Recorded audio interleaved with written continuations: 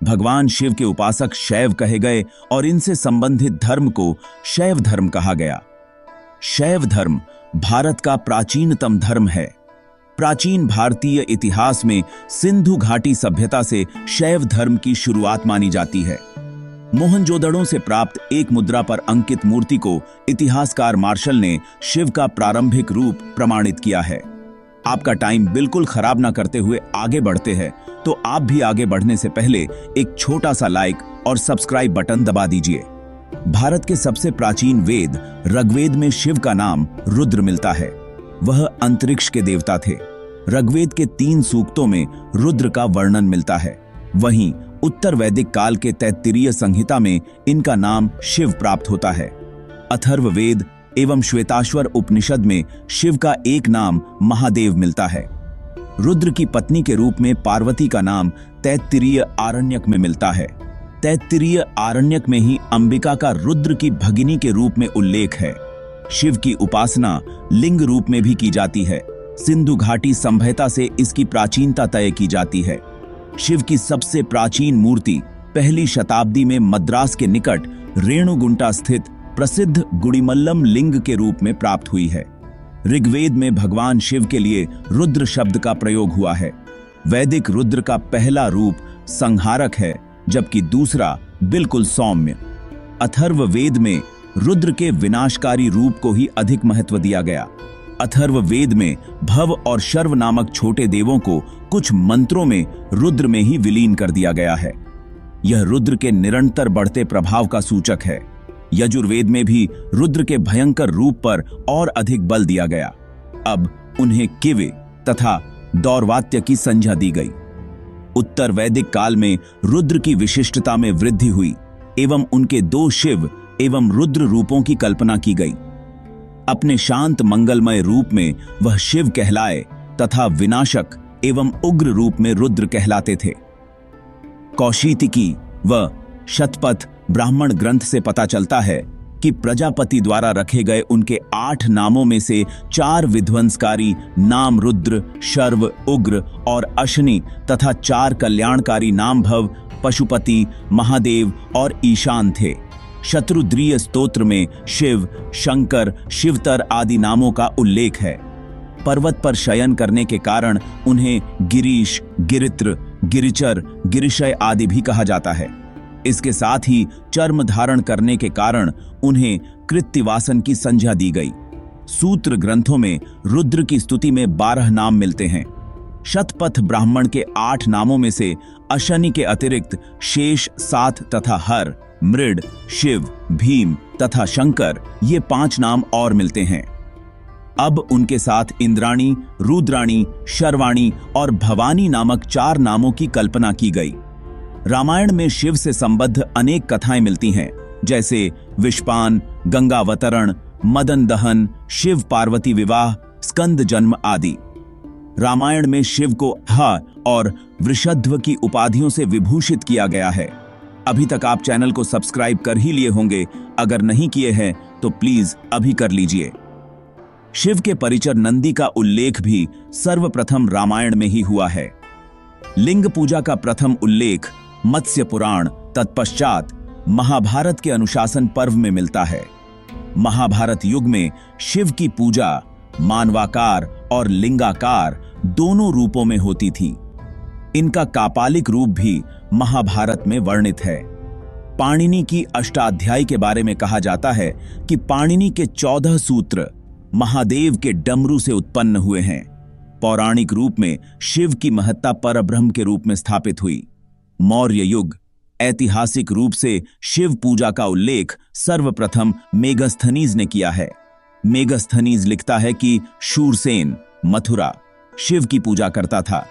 Megasthenes ने शिव का उल्लेख डायोनिसस नाम से किया है। आचार्य कौटिल्य ने भी शिव पूजा का उल्लेख किया है। कलहड़कृत राजतंत्रगिणी के मुताबिक सम्राट अशोक का पुत्र जालौक शैव धर्म का अनुयायी था। पतंजलि के महाभाष्य से पता चलता है कि परवर्ती मौर्य सम्राट शिव तथा स्कंद यानी कार्तिकेय की मूर्तियां बनाकर बेचते थे। मौर्योत्तर काल में कुषाण शासक विम कडफिसस की मुद्राओं पर त्रिशूलधारी शिव और नंदी के चित्र का अंकन मिलता है तथा पृष्ठभाग पर महेश्वर अंकित है। यह शैव धर्म से संबंधित प्रथम अभिलेखीय साक्ष्य है। कुषाण शासक हुविष्क की मुद्राओं में शिवलिंग का चित्रण मिलता है। शैव धर्म का एक संप्रदाय के रूप में उदय शुंग सातवाहन काल में पतंजलि के महाभाष्य में शिव भागवत नाम से हुआ है। गुप्त युग में शैव धर्म बेहद उन्नत अवस्था में था। संस्कृत के महान कवि कालिदास शैव उपासक थे। कालिदास की रचना कुमार संभव में कुमार यानी स्कंद के जन्म का वर्णन है। इसी महाकाव्य में शिव और शक्ति के सम्मिलित स्वरूप अर्धनारीश्वर की कल्पना की गई है। इसी ग्रंथ में कालिदास ने 3 ज्योतिर्लिंगों गोलाग कर्णनाथ महाकाल, काशी विश्वनाथ का वर्णन किया है। चंद्रगुप्त द्वितीय का मंत्री वीरसेन शैव धर्म का अनुयायी था। इसने उदयगिरि पर्वत पर शैव अनुयायियों के निवास के लिए एक गुफा का निर्माण करवाया। कुमारगुप्त के मंत्री पृथ्वीसेन के बारे में उल्लेख है कि उसने शैव धर्म के विकास के लिए काफी धन दान में दिया। कुमारगुप्त के सिक्कों पर मयूर पर बैठे कार्तिकेय को दर्शाया गया है। नचना कुठार में पार्वती मंदिर तथा भूमरा से शिव मंदिर प्राप्त हुए हैं। समुद्रगुप्त के समय की प्रयाग प्रशस्ति में शिव की जटा से गंगा निकलने का उल्लेख मिलता है। अर्धनारीश्वर की मूर्ति का निर्माण गुप्त काल में प्रारंभ हुई। गुप्त काल में हरिहर की अनेक मूर्तियां प्राप्त होती हैं। इसमें हरि का तात्पर्य विष्णु तथा हर का तात्पर्य शिव से है। गुप्त काल में ही त्रिमूर्ति के रूप में ब्रह्मा, विष्णु और महेश की उपासना प्रारंभ हुई। महाकवि भारवी की रचना किरातार्जुनीयम में किरात वेशधारी शिव और अर्जुन के बीच युद्ध का वर्णन है। हर्षवर्धन के बांसखेड़ा और मधुबन अभिलेखों में उल्लेख मिलता है कि शासन के प्रारंभ में हर्षवर्धन शैव धर्म का अनुयायी था। हर्षवर्धन के समय में चीनी यात्री हेसांग भारत आया था। वह लिखता है कि काशी शैव धर्म का प्रमुख केंद्र था, जहां पर 100 से अधिक मंदिर थे।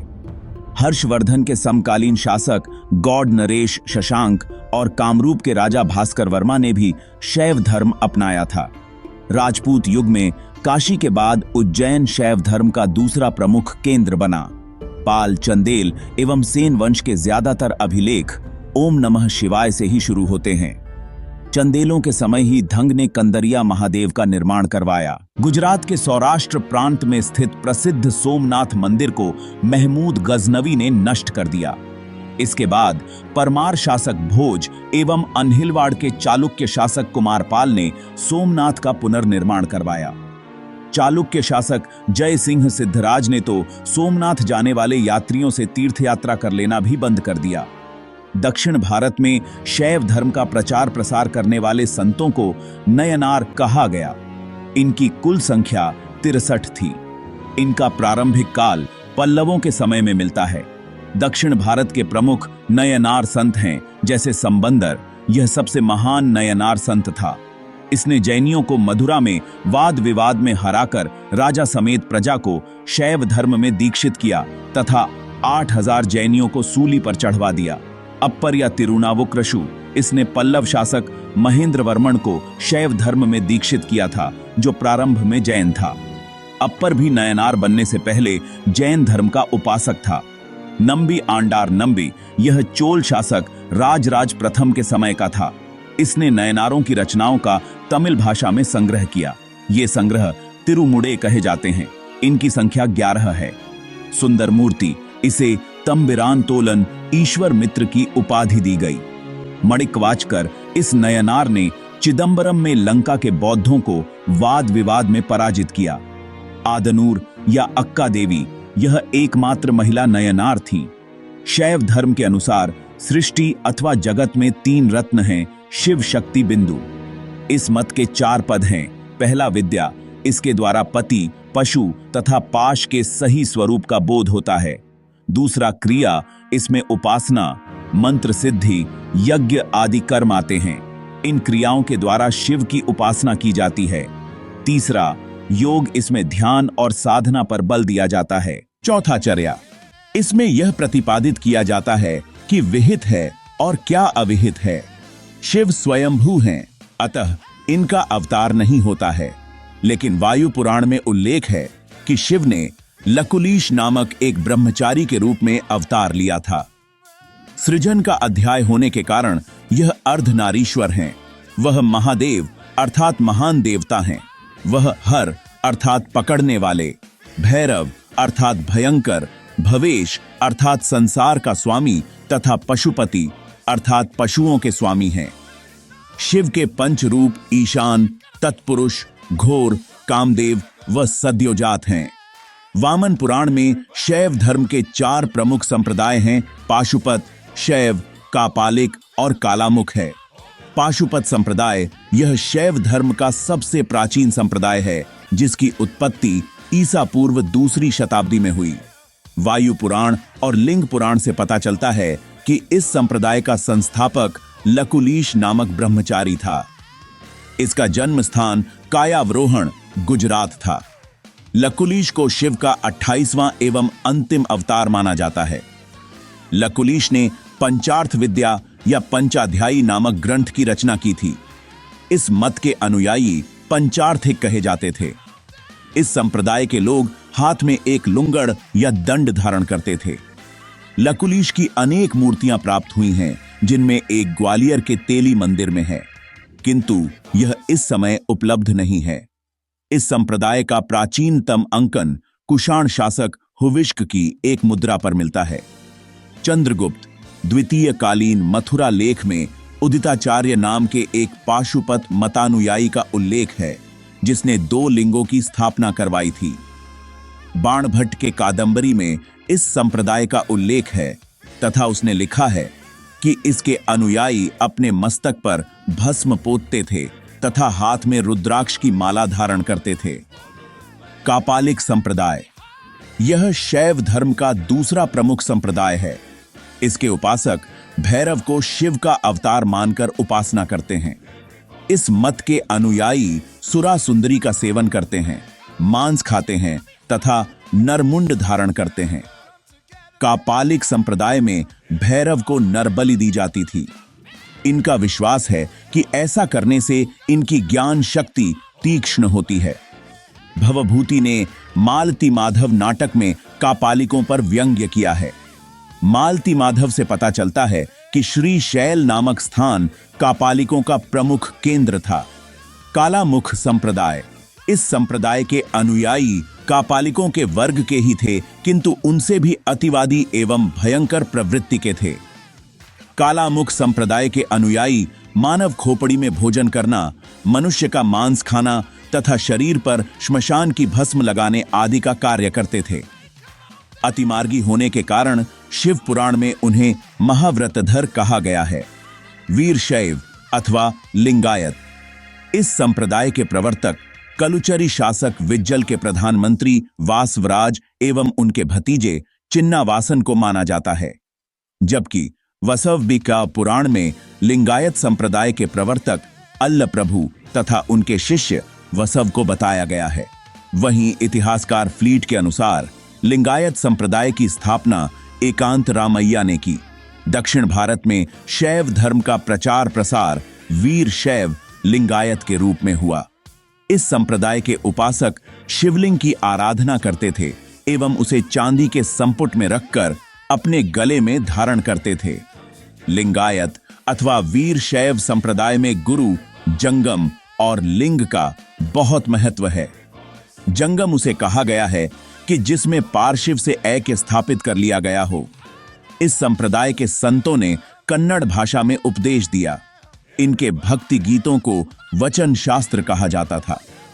इस मत के अनुयायी निष्काम कर्म में विश्वास करते हैं, इसीलिए इस मार्ग को वीर मार्ग कहा गया। ये पुनर्जन्म को नहीं मानते, वेदों तथा जाति पाति का खंडन करते हैं। इनका दर्शन विशिष्टाद्वैत के नाम से जाना जाता है, अर्थात शिव और जीवात्मा में भेद नहीं है। कालांतर में इनकी 4 श्रेणियां हो गईं: जंगम श्रेणी, शीलवन श्रेणी, वणिक श्रेणी, पंचमशाली श्रेणी। वीर शैवों का मत है कि भिन्न भिन्न समयों में 5 महापुरुषों ने इस धर्म का उपदेश दिया। कश्मीर में शैव धर्म के जिस संप्रदाय का उदय हुआ वो शुद्ध रूप से दार्शनिक अथवा ज्ञान मार्गी है। इसमें ज्ञान और ध्यान को परम ब्रह्म की प्राप्ति का प्रधान आधार माना गया है। इसे त्रिक दर्शन के नाम से जाना गया, अर्थात इसकी 3 शाखाएं हैं। स्पंदन सतारा इस शाखा के पहले दार्शनिक और कश्मीरी शैव सिद्धांत के प्रवर्तक बसुगुप्त थे। इस संप्रदाय के 2 प्रधान ग्रंथ शिव सूत्रम और स्पंदन कारिका माने जाते हैं। आगम, इसके अंतर्गत 3 तत्वों की कल्पना की गई है, जो क्रमशः पशु, पति और पाश है। प्रत्यभिज्ञा, इसके प्रवर्तक सोमानंद थे। इनकी रचना का नाम शिव दृष्टि है। ये सब कुछ शिव को मानते थे। शैव धर्म में 4 प्रमुख पद होते हैं: चारी, क्रिया, योग और ज्ञान। ये 4 पद साधक को शिव के मार्ग पर अग्रसर होने के लिए मार्गदर्शन करते हैं। चारी का अर्थ है आचरण, जिसमें नैतिक और धार्मिक आचरण शामिल होते हैं। क्रिया में धार्मिक अनुष्ठान और पूजा विधियां आती हैं। योग में ध्यान और आत्म संयम का अभ्यास किया जाता है। ज्ञान में शिव तत्व के वास्तविक स्वरूप को समझने का प्रयास किया जाता है। शिव के विभिन्न अवतार और रूप उनकी व्यापकता और विविधता को दर्शाते हैं। शिव के प्रमुख अवतारों में वीरभद्र, भैरव और नटराज शामिल हैं। वीरभद्र शिव के क्रोध का प्रतीक हैं, जबकि भैरव उनके रौद्र रूप का प्रतिनिधित्व करते हैं। नटराज शिव का नृत्य रूप है, जो सृष्टि, स्थिति और संहार का प्रतीक है। शिव के इन विभिन्न रूपों में उनके विभिन्न गुण और शक्तियां प्रकट होती हैं। शैव धर्म के प्रमुख संप्रदायों में शैव सिद्धांत, कश्मीरी शैववाद और वीर शैव शामिल हैं।